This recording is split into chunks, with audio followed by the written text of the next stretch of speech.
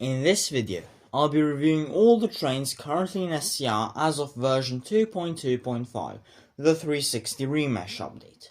I'll be going up in class numbers, starting off with the HST and ending with the IETs.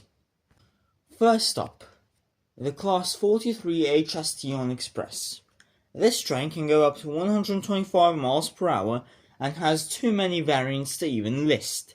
It's iconic in the UK as one of the first high-speed locomotives. In SCR it has two locomotives, always, sometimes with buffers and varying amounts of Mark III coaches. The locomotive itself is relatively well detailed, and same goes for the Mark III coaches it's hauling, 10 out of 10. Now on to our only other locomotive hauled stock, the Class 68 on Connect. This train also hauls cargo in real life, and is used by Chiltern Railways with the more modern Mark 5A coaches. In SCR, this train only has one consist with two locomotives, again due to SCR's lack of a DVT, and three Mark III coaches. It has two exclusive routes, R026 and 36, from Stepford Victoria and Willowfield to Lynn respectively. This train has restrictions though on some routes, meaning you can't run on certain routes I forgot to list here. Overall, a 9 out of 10 from me. Oh Jesus, here we go. It's the Pacer. The Class 143 operates on waterline and is notorious for not having operational doors, and the doors also look like those in a bus. It's also notoriously uncomfortable in real life, just like the Class 142. The cab itself thankfully doesn't suffer from letterbox syndrome, and it can do any waterline route, so 7.5 out of 10. The Class 156 operates on Connect and is part of the Sprinter family. It's a great train until you notice it costs 3,000 bloody points. Furthermore, and I'm concerned Toby did this just to piss us all off, it has an exclusive route that costs 1,250 points, making it the most expensive route in the game. While the door animations and sounds are relatively amazing, the price cannot be justified, and the price of the exclusive route proves Toby was on something when cooking up version 2.0. Also, this train can only be driven on Leighton Connect routes, which is why you'll never see a 156 anywhere after Benton. It's the second closest thing SCR has had to a blind robbery after the Class 345, 4 out of 10. We move on to a GWR staple, the Class 158. SCR has the 158-0 and the -9 variants, with a double consist available for the -9. This train can run every non-exclusive Connect route, plus it looks relatively nice, ain't that right, Zach? 8 out of 10. Keeping up with the GWR stock, we encounter the Class 165 and 166 networkers on Waterline. I've only really had an experience with these on London Commuter and Train Sim World 5, and these trains in SCR seem accurately modelled. I like the big bulge in the front, 9 out of 10. And here's the one you're most likely to have forgotten, the Class 168. This Turbo Star wasn't even announced when it was released, and it is the most modern train in SCR, with physical guard panels, passenger-operated doors, fully modelled... Oh, we're not talking about the prototyping center version? 5 out of 10. The two other Turbo Stars are the 170 and 171, and they are so similar I've grouped them together. I tend to confuse the 170 with the 357, and occasionally despawn when I'm behind one, but can you really blame me? I'm traumatized from all the noobs in the 357s that keep on overshooting Coxley, not stopping properly, and just making my day absolutely horrible. These trains IRL have good acceleration and amazing brakes, but in SCR these properties are more middle of the pack. The 171, both in SCR and in real life, doesn't even feel that different to be fair, aside from the lack of a disabled toilet. 7 out of 10. You'll be going nowhere with our next train, the Class 180, part of the Coradia 1000 family along with the 175. These trains can theoretically be coupled together, but that would form a black hole, as physics itself cannot describe a single object with that amount of unreliability. The decision to use hydraulic diesel as opposed to electric diesel was honestly bizarre. The only other train I've heard of that goes semi-fast that uses hydraulic diesel is the 185, but there's a reason it doesn't go to 110 or 125 miles per hour. There's a reason the Voyagers use electric diesel. When the train doesn't catch fire, explode or fail, it's decently pleasant. But seriously, a Ferrari F1 engine is more reliable. In SCR, these trains are pretty well represented, although the sound makes me want to climb up onto Benton Bridge and throw myself off it. The liveries are amazing though, and the hybrid livery is very nice, 7 out of 10. The Class 185, the workhorse of Transpennine Express. Unlike the 180, this one is actually reliable, and can move for more than 10 miles without breaking down or catching fire. The train is quite nice in SCR, and the remesh is honestly amazing. It is definitely my favourite train on Airlink as well, 9.5 out of 10. Another waterline icon is upon us with the 195 from CAF, used by Northern in real life. No complaints here, excellent train, looks great, but honestly, sometimes, when you look at it from the right angle, it just has a certain death stare, 9 out of 10. The 220 and 221 are some of the most overcrowded trains. Built by Bombardier for Virgin trains, the Voyager and Super Voyager combo works well, when it's not overcrowded, which is, as you may have guessed, all the time. The 221s have mostly been cannibalized down to 4 cars instead of 5, but they can still tilt, whereas the 220s don't have said tilting ability. In SCR, the 221 also doesn't tilt. At least the liveries are okay, 6 out of 10. The Class 133 is one of the oldest trains in SCR. It was built in the late 70s and was actually retired in May 2023. This train fits the Esterfield line great in my opinion, primarily because of James Street. The livery is also just amazing, 8 out of 10. Essentially kind of a sister train to the Class 313 is the Class 319. The only difference between these, aside from the technical bits, is the front. The interior is essentially the same.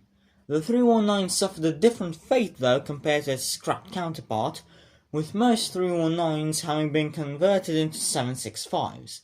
This train also fits waterline just like the 313s, and there's a lot of these dotted around the Esterfield depot, 9 out of 10. On to the good old dusty bin, the Class 321.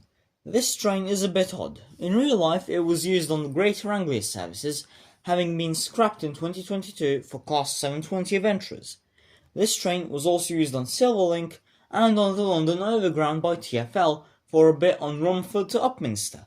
These were 2 repainted London Midlands units that were used from 2015 to 2016 specifically. Overall, these trains in SCR are really nice, 8.5 out of 10. The 331 is currently used on Connect, and it's by all means an electric version of the 195, and it's slightly longer, with 3 and 4 car units. The 4 car units of this train are also the only ones in the entire game with a Pride for Stepford livery. Personally, I think this is a bit dull. I think it would be a much better idea from SCR to occasionally move this livery onto different trains. I'm tired of seeing it on the 331. Maybe put it on a 730, a 345, a 720, a 707, literally any other train. 9 out of 10 for the 331.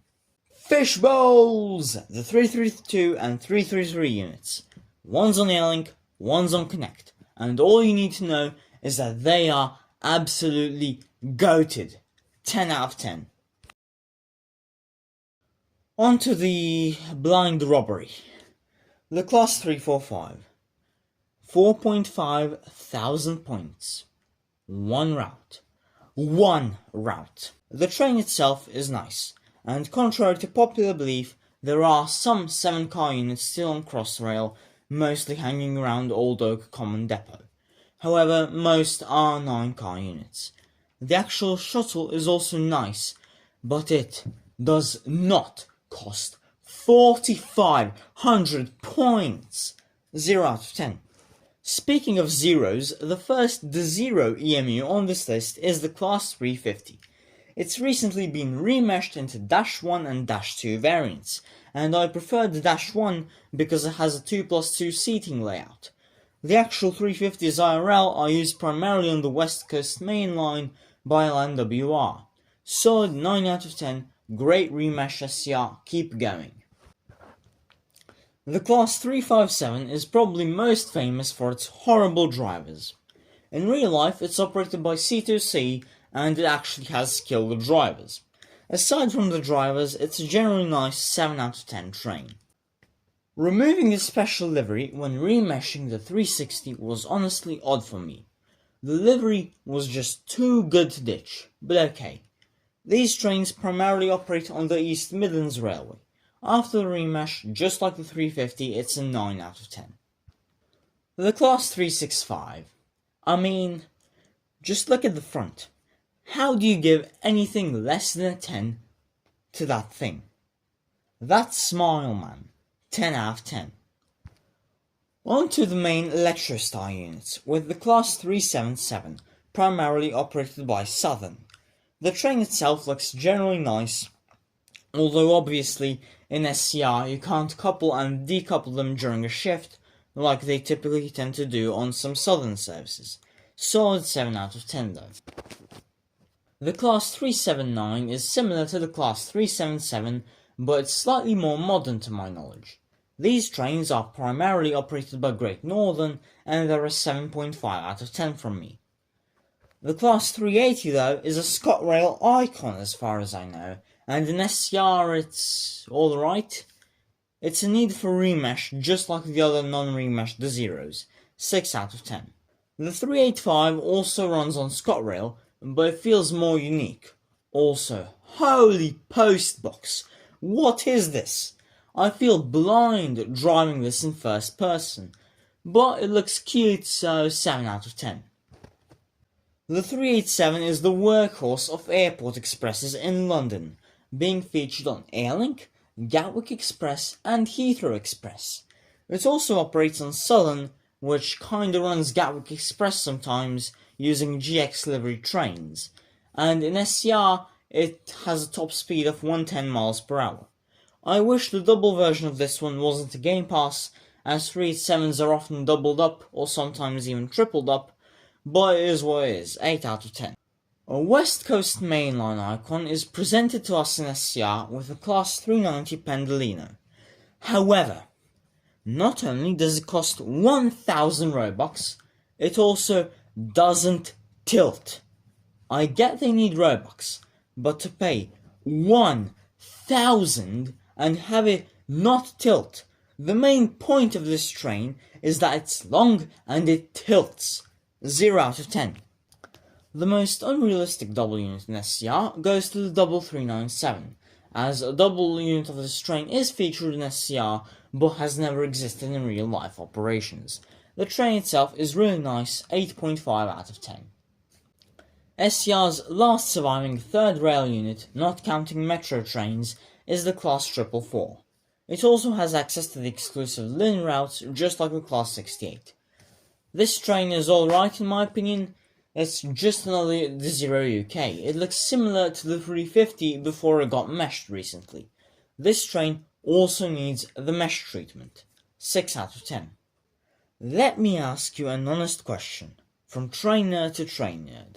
Have you ever seen a train that looks and sounds so disgusting you want to puke at it? The 458's looks are the perfect excuse, specifically the flat door variant. What is this? It looks like a cancer tumour on bogies. 0 out of 10. The door with the gangway actually looks a bit more pleasant and doesn't make me want to spew my insides out, and it also looks a lot more like an actual train, so that one is a 3 out of 10. The slowest train in the game is the Class 555 on Metro from Merseyrail. This train is very nice, but the Port Benton and Willowfield lines just don't suit this one. If you drive Willowfield to Barton on this one, as stated in the previous video, I will eat you alive. The cab is a bit dark at night, but that's an issue with all Metro trains, and I hope SCR resolves at some point. I don't know, maybe you could add some cab lights. 8 out of 10. The Class 707070707 is an honorary noob train at this point, but it's actually good, having no letterbox. The train itself operates on Southwestern and now operates on Southeastern, and it's great. The livery itself in SCR seems to be inspired more by the Class 700 on Thameslink, what with the blue doors and white train. 8 out of 10 as well. The Class 717 is just a worse version of the Class 707 in my opinion. Due to the requirement for an emergency door for the Moorgate Tunnel, this train suffers from a very severe postbox syndrome, maybe the most severe in the game. It's the same as the Class 707 aside from that, but it's one car longer, making it slightly more difficult to fit into platforms, especially the Metro platforms.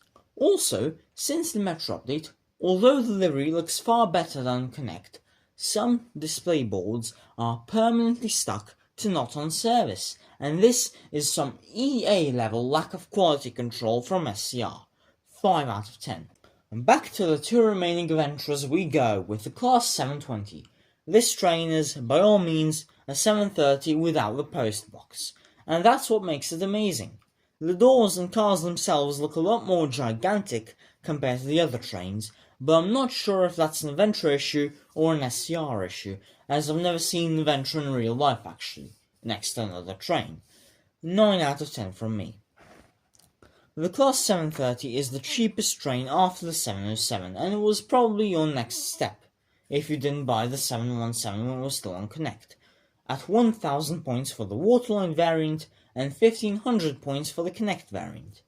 This train's design is very nice. It's utilised primarily by the West Midlands Railway and LNWR, however, unlike the Class 720, it suffers from a pretty damn horrible case of postbox syndrome. 8 out of 10. The current longest train in SCR, well, at least by number of coaches, is the Class 745 Flirt, used by Greater Anglia. The variant in SCR is actually based off the Intercity Class 745 variant rather than the Airport Express variant, as Stansted Express services running the 745 don't have first class, because why would you need first class to an airport? Overall, this train is 9.5 out of 10, although it does require the Game Pass, it doesn't have any missing features, unlike the non-tilting Pretender Lino. The Class 755 seems to have been put on the wrong operator. This is another train operated by Greater Anglia, primarily on regional routes. However, Airlink is an Airport Express operator. To be honest, I'm still shocked to this day that SCR even put the 755 on Airlink to begin with, and that they haven't reversed that decision since. The buy mode on this train is also pretty useless. 7 out of 10. The Class 756 is just a better version of the 755 in SCR. However, just like the 755, its tri-mode is useless in SCR's physics. This train operates on Transport for Wales services, and its tri-mode capabilities allow it to run on the Morganstown Docks Metro line. Overall, this train is a 9.5 out of 10. The Class 777 is Metro's workhorse, and it's a fitting one. It's the first and so far only train in SCR to feature actual maps inside of it, and just like the 555, it has door lights. However, also like the 555, the cab can become very dark during the night. Another inconsistency is that the SCR train has a pantograph, but Merseyrail's Class 777 units only use third rail, with some having a battery mode for operation on unelectrified routes. Overall, 8.5 out of 10. And finally, to end out this video, we have the IETs. They're so similar I'll just put them in one group. The 800, 801 and 802 are used on LNER, GWR, TP and Hull trains in real life. In SCR, they are used on Express and Airlink. The 800 and 802 are bi-mode trains, meaning they have both diesel and electric power, while the 801 is electric only, although it does actually have a diesel engine, but only for emergency purposes. The actual seat comfort of these is questionable as far as I have heard, but the worst part in SCR is that you can't switch the power sources mid-journey, and you have to pick a different variant of train depending on if you want diesel or electric power. 7 out of 10. That's it for this video. I'm exhausted. Like and subscribe and comment E for the algorithm gods. See you in the next video, unless I get arrested for tax fraud.